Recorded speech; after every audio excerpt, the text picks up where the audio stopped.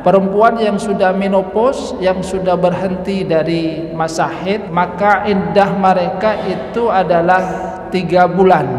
Penemuan-penemuan ilmiah itu akan membuktikan bahwa aturan yang ada di dalam agama kita itu memang adalah aturan yang diberikan oleh Allah Subhanahu wa taala, yang Maha mengetahui tentang apa yang sesungguhnya terbaik bagi manusia. Termasuk dalam hal ini adalah ditetapkannya masa iddah. Kenapa sampai 3 bulan? Penelitian ilmiah ternyata membuktikan bahwa masih ada jejak pada diri seorang wanita yang berasal dari suaminya terdahulu, yang jejaknya itu baru akan hilang kalau sudah lewat dari 3 bulan, dan itu adalah sesuai dengan masa iddah yang diberikan oleh Allah Subhanahu wa taala. Allah Subhanahu wa taala menyatakan dzalika amrullah anzalahu ilaikum, itu adalah perintah Allah yang diturunkan kepada kalian. Siapa yang bertakwa kepada Allah, melakukan apa yang memang sudah diperintahkan oleh Allah Subhanahu wa taala, yukaffir anhu sayyi'atih, Allah akan menghapus kesalahannya, yu'zim lahu ajra, Allah juga akan memberikan pahala yang berlipat bagi dirinya.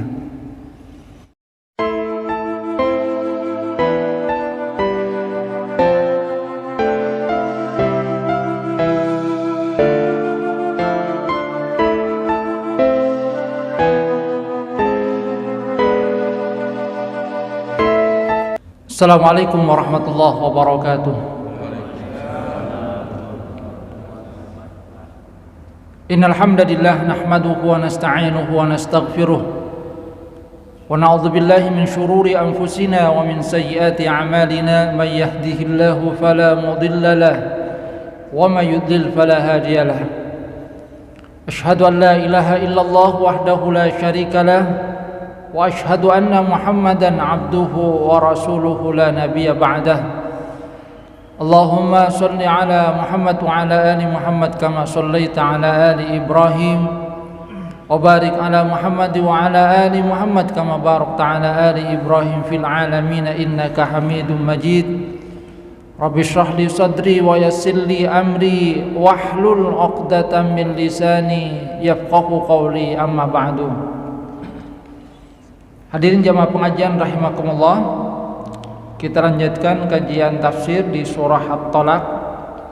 Kemarin kita sampai di ayat yang ketiga, sekarang kita masuk ke ayat yang keempat. Firman Allah Subhanahu wa taala, a'udzubillahi minasyaitonir rajim, wallahi ya'isna minal mahidi min nisaikum in irtabtum fa'iddatuhunna 3 ashhuri wallahi lam yahidun wa ulatul ahmali ajaluhunna ay yada'na hamlahun wa may yattaqillaha yaj'al lahu min amrihi yusra.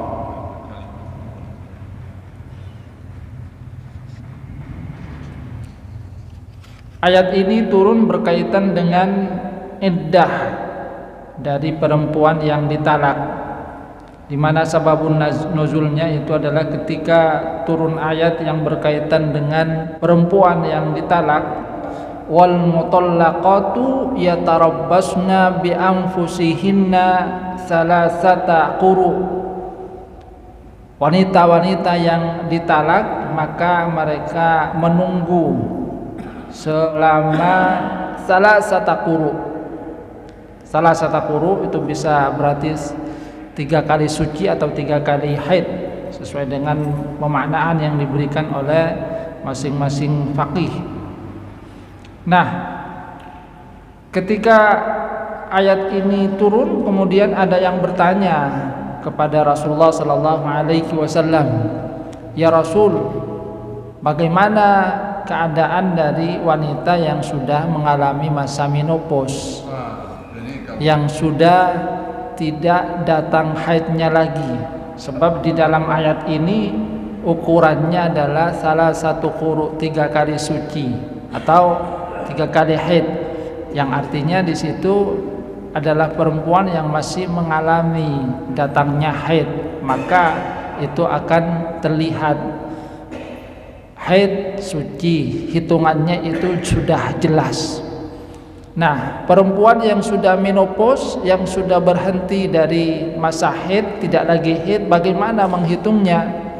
Maka kemudian turunlah ayat Al-Quran, wallati ya'isna minal mahidi min nisaikum in irtabtum fa'iddatuhunna salasatu ashhur.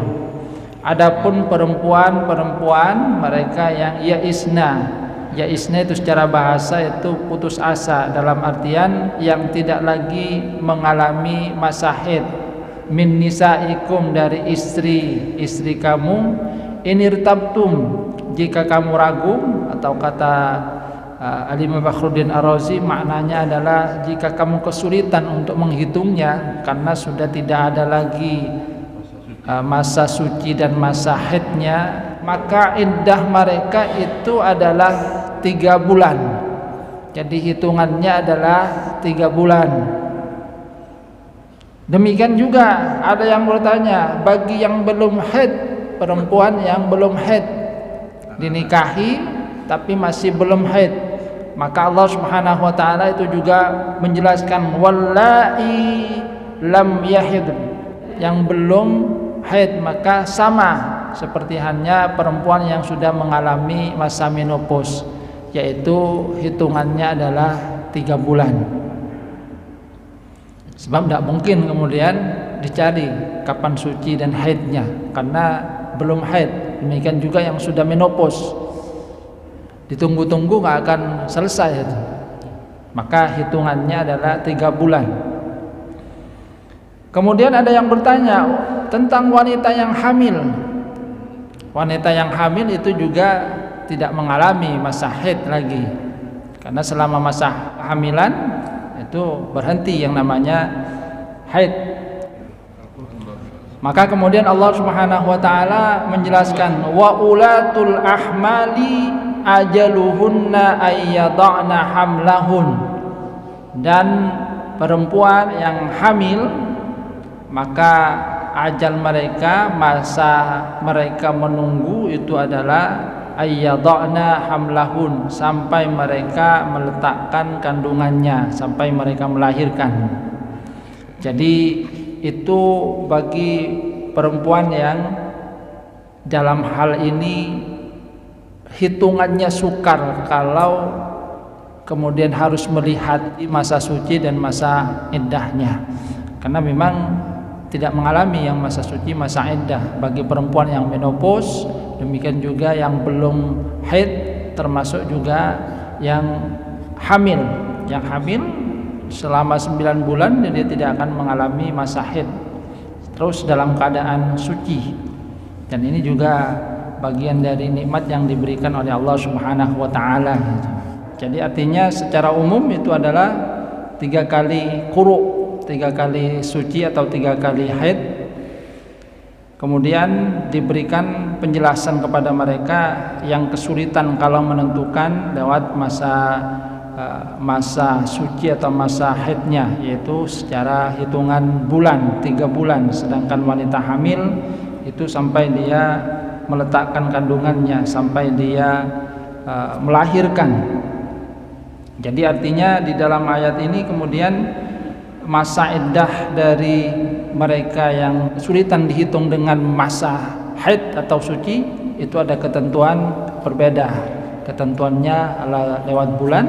Kalau bagi yang wanita hamil itu adalah sampai meletakkan kandungannya. Karena di antara hikmah dari ditetapkannya masa iddah itu adalah ma'rifatu bara'atir rahim, sampai diketahui bahwa rahimnya itu terbebas dari sisa peninggalan dari suaminya. Di antara hikmah dari adanya masa iddah. Nah, di dalam ayat yang lain itu kan diisyaratkan bahwasanya perempuan yang ditinggal mati oleh suaminya itu masa iddahnya adalah arba'ata ashhuri wa ashrah, 4 bulan 10 hari. Maka dalam hal ini kemudian ada sedikit perbedaan di kalangan ulama tentang wanita yang hamil yang ditinggal mati oleh suaminya. Jadi wanita yang hamil yang ditinggal mati oleh suaminya.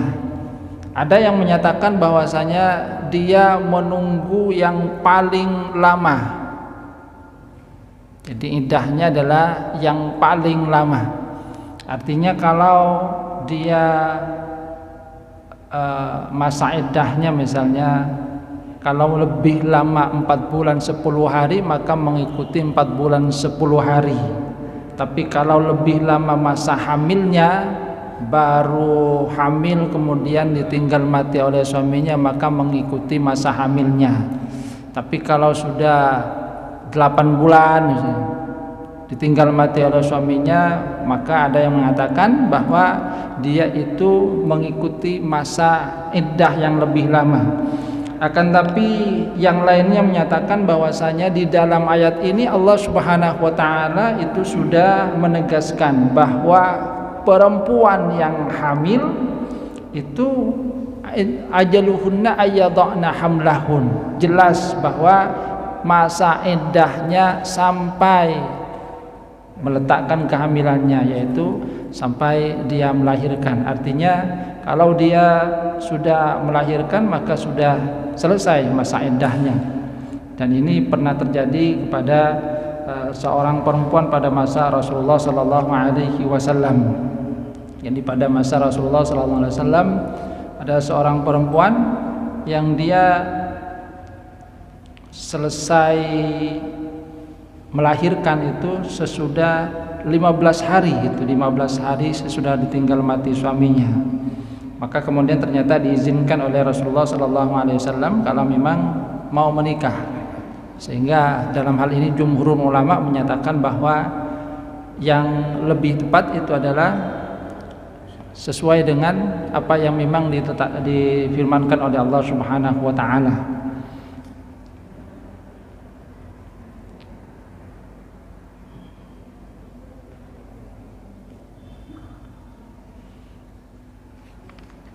Kemudian Allah Subhanahu wa taala menyatakan, "Wa may yattaqillaha yaj'al lahu min amrihi yusra." Barang siapa yang bertakwa kepada Allah, maka Allah itu akan menjadikan bagi urusannya itu kemudahan.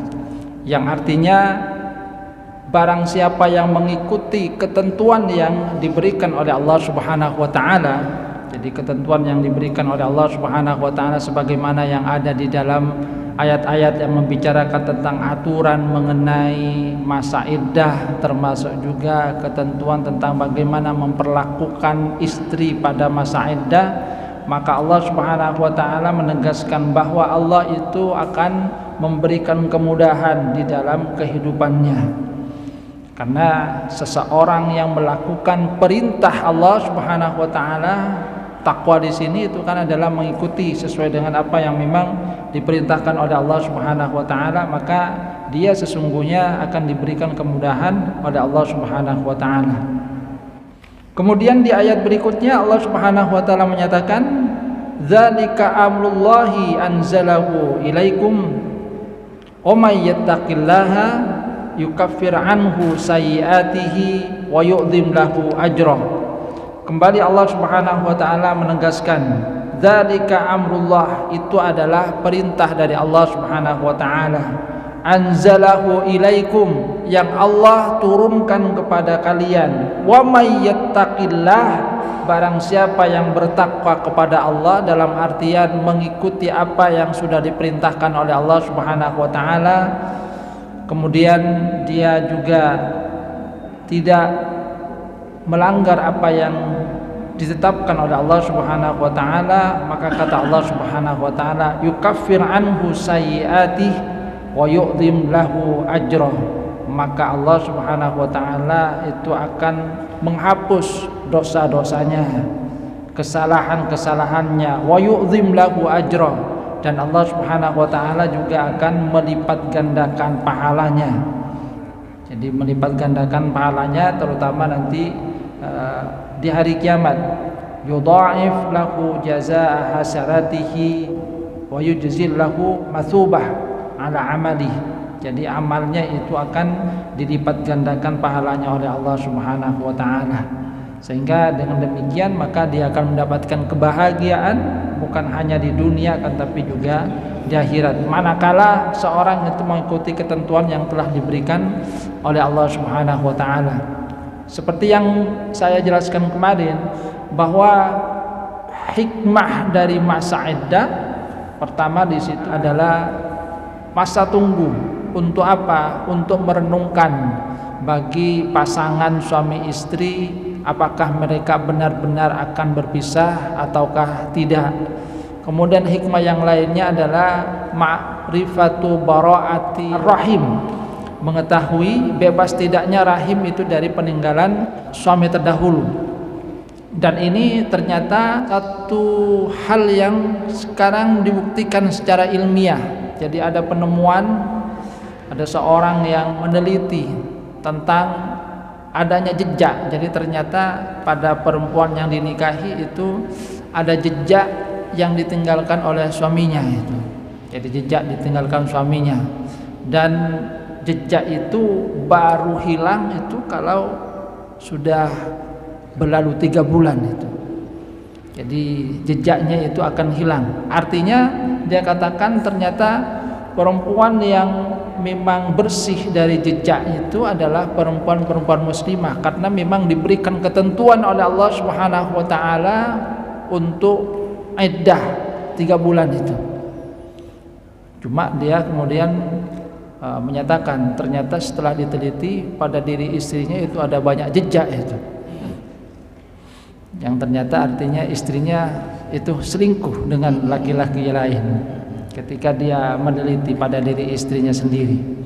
Jadi ada jejak yang ditinggalkan oleh suami yang itu tidak akan hilang kecuali setelah berlalu waktu sekitar 3 bulan.